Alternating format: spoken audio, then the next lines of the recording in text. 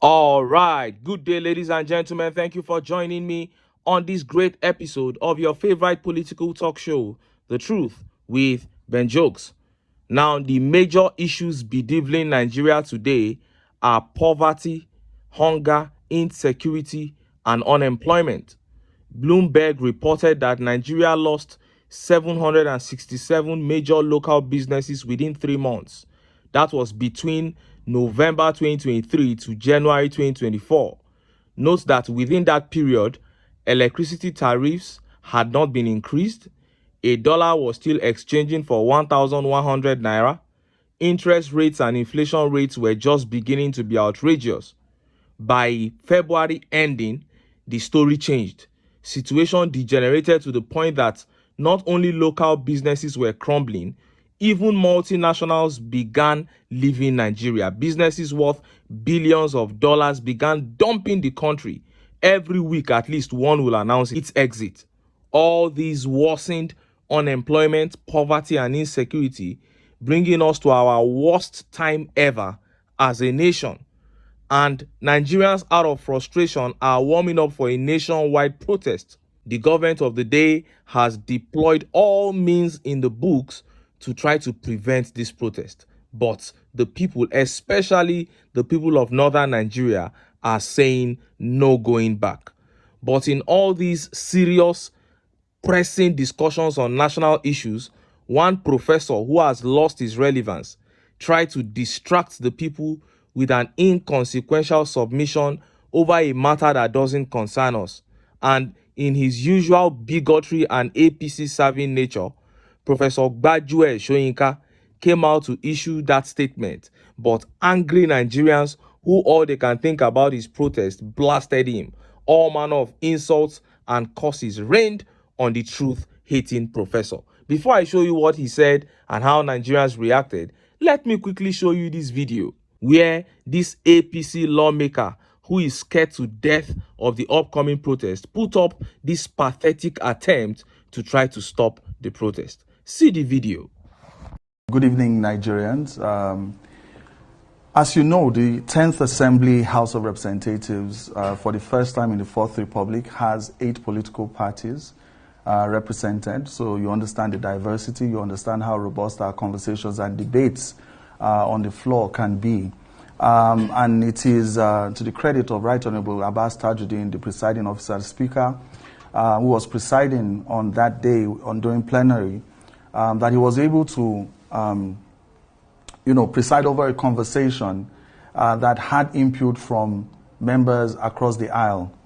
And the broad resolutions that we had, was number one, to empathize with Nigerians on what it is that is going on currently. We understand that this is a very difficult, period for Nigerians, following very difficult but necessary, decisions that were taken by the executive arm of government. So we understand and empathize. I don't think we can speak enough about how much we as members of the House of Representatives feel the pulse of Nigerians. We are the ones that have to bear the brunt of all the pressure from our constituents, because of what it is that they are going through. So we empathize with them, and that was broad across the aisle, even from members of the ruling party. It was unequivocal that we know that Nigerians are going through a lot at this time. And then further to that, we also acknowledge the fact that Nigerians have a right to dissent. Nigerians have a right to protest. Nigerians have a right to demand from their government, and ask questions, where necessary. However, we decided, through the collective wisdom of the House, like I said, it was a multi-partisan, consensus from all members across all parties, including the 7 opposition parties, including the party of His Excellency Atiku Abubakar, that we were going to call on Nigerians to reconsider having street-level protests because of the experiences that we've had in the past, and to engage government. We also agreed and resolved that the Ministry of Budget and Economic Planning need to engage Nigerians. Nigerians asked questions. The reasons Nigerians would resort to the street it's because they feel that their questions have not been answered. Well, we'll come back to the issue of yes. strips. I hate to cut you here because now let's talk about how no, maybe you just let me talk about the resolutions. So we also resolved that it's important the executive should engage Nigerians and answer the questions that they've posed. And then the third resolution was that, you can say symbolic, but also to, show our solidarity with Nigerians and to make Nigerians understand that we feel their plight and we are very much aligned with the fact that there should be cuts in the cost of governance across the board. You heard that. That was the spokesman for the House of Representatives there, Honorable Akin Rotimi. The lawmakers, executives, all don't want Nigerians to hit the streets, even the judiciary. And at this point, some of us are beginning to ask, what is actually going on here? Are these men privy to information that we are not? Because this is not the first time people are hitting the streets in this country. As a matter of fact, Tinubu, Buhari, Tunde Bakari, Wole Soyinka, all of them hit the streets during the time of Jonathan. But this time around, these men are vehemently opposed to Nigerians hitting the streets. And look at how Nigerians reacted. Look at some of the tweet reactions. This tweet here by Yoruba says, "You all had 25 years to put Nigeria people first. But what did you all do? We will make a statement and let you people know we own you." And this tweet here says, "All this while, they didn't think anything was wrong. In fact, they held an award ceremony to give themselves accolades. That spirit that made them blind and deaf to the people has also taken over the people. We will put the fear of God back in them." Chai! And this tweet by Free Me says, "Enough is enough. Kenyans did it and we can do it too.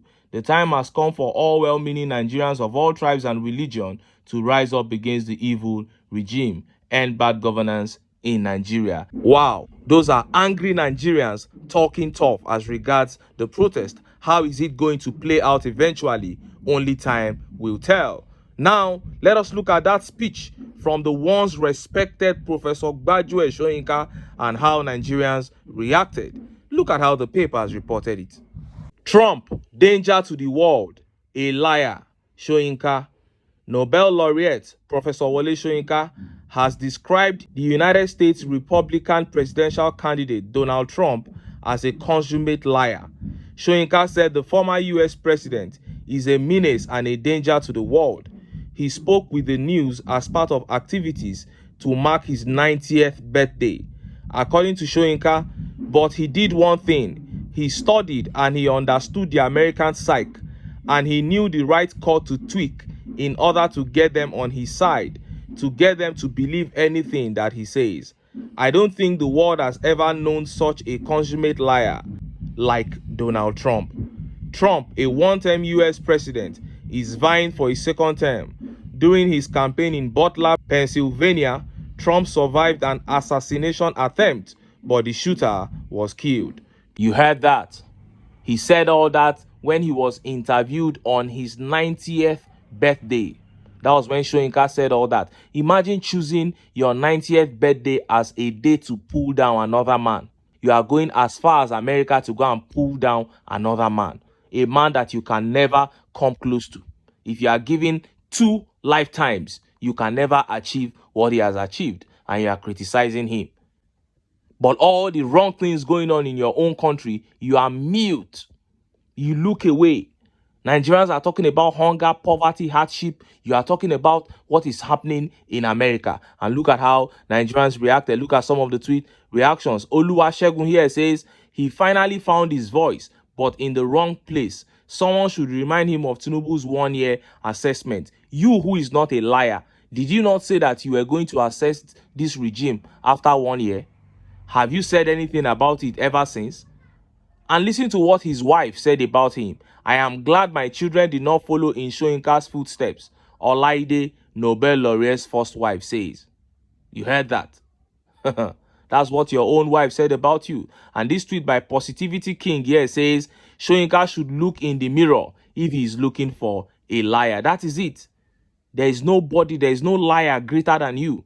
And GF here says, Professor Gbajue is calling out Trump, who is far better than the certificate forger he is supporting in his own country. That is it. And this tweet here by Sheye, Holy Sheye, says, wait, you as a professor, what have you done to make Nigeria great? Instead, bringing cultism to the world. Chai! And this guy really penned down an emotional tweet here. This Dabs Jaye, he says, the change in Soyinka's political leanings these days makes me wonder if he has always been a pretender. I don't want to believe it is old age, because an old man will only display himself in a childish way. Soyinka also shares the blame for laundering Buhari and presenting him to Nigerians as the savior. It is now evident that Soyinka and his fellow elders had blood vision of Buhari. Like I said before, we probably had a wrong idea of the real man. Now we know his true colors. Now we know he doesn't mind gifts of rice and monuments. Now we know he can be silent and conspire with the oppressors of the people. Now we know that Soyinka, an erudite professor of comparative literature, can condone and hobnob with certificate forgery and shady characters. How sad to see cold, impotent ash on the heath where once was raging fire. How sad to see the lion in the company of wolves. How sad to see the metamorphosis of Kongi. Oh, I wish Soyinka could see this. Well, even if he does, the man has totally sold out and he knows there's nothing left. He probably thinks it is time for him to just do his final cashing, since he is one leg in this world and the other leg outside. But such a terrible way to end such a famous career. No legacy left behind other than bigotry, hate for people that are not of your ethnic extraction. What a shame. Anyway, make I leave am here. Make I still enter town. Make I go get some ogbonge political news where una go like. Why? Because of una. Now I dey here, so don't go away. Don't go.